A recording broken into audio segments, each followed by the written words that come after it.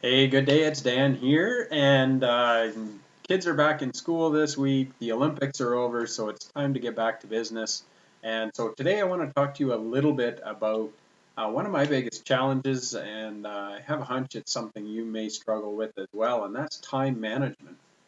So I'll give you a little bit of a backstory first. Right back when I was working as a draftsman, right from my first days, I always got an early start. The gentleman that I started working for initially, he would often start his days at 5:30 in the morning. And being straight out of college, 5:30 was pretty early for me. I've always been a bit of an early bird, but that was early. So I compromised and I would start my day at 7. I would be at work at 7.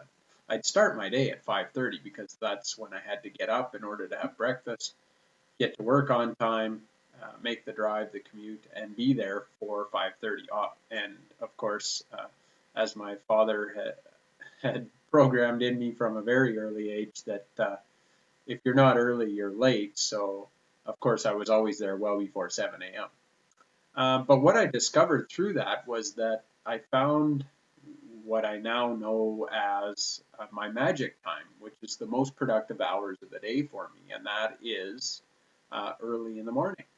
And even right up until the time I left my drafting job, often I would find myself at work at 5:36 in the morning before everybody else got there, so I could get a bunch done before my coworkers showed up, before the phone started ringing, before all the other interruptions of the day kicked in. And I came to know that I could accomplish more in the first 2 or 3 hours of the day than I would the rest of the day by far. That first 2 or 3 hours was precious. And now that I work from home, one of the things I've discovered is that I'm not as disciplined as I thought I was, as I used to be for sure. And right away, as soon as I left my job and started working from home, I pushed back my wake up time from 5:30 till 6 because I could justify it. I didn't have a commute anymore, so I didn't need that extra half an hour to get my day started. Um, the blessing and the curse of working from home, one of my primary motivators is to spend more time with my family. And of course, with kids now in school, that period from about 7 a.m. till almost 9 o'clock is when they're getting up, we're having breakfast, we're getting them ready for school. Well, it just happens that that period of time in the day falls right in the middle of my magic time, my most productive time of the day. And so it's a wrestling match I have with myself. Do I pull myself up in the office so I can get a bunch of work done, or do I spend time with my family because that's the whole reason I do what I do? And I wrestle with that.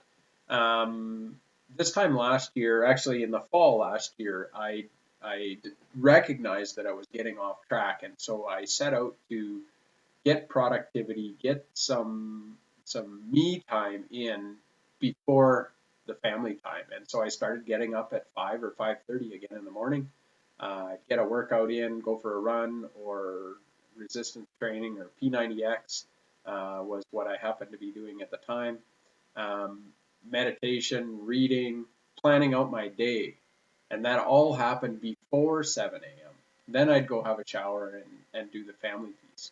And so I guess my point is as somebody that works from home as a small business owner, it's still very important to set up the structure that supports your productivity. Um, and it's that structure that's going to give you the freedom to live your life the way you want. And one of my mentors, Craig Ballantyne from earlytorise.com, had a great article today. I'll actually put a link to it below. There's an audio or a transcription if you prefer, of some of his productivity tips and how he gets the most out of his day running multiple companies. One of the top internet marketers in the world, a very successful businessman, runs a successful training and health and wellness business. as well as Early to Rise and a number of other ventures.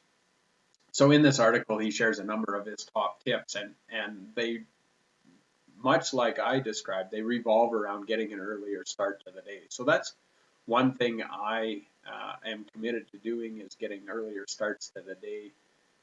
And feel free to reach out to me and ask me how that's going. I'll give you permission to hold me accountable. Let me know how I can support you. And please do check out that link. It's great information. I think it really will help you if you're struggling at all with productivity and time management. There's some gems in there for sure. And that's my tip for today, is identify your magic time and then do what you got to do to protect it. And I hope that's helpful. So that's it for now. I'll sign out for today, and we'll see you on the next video. Take care.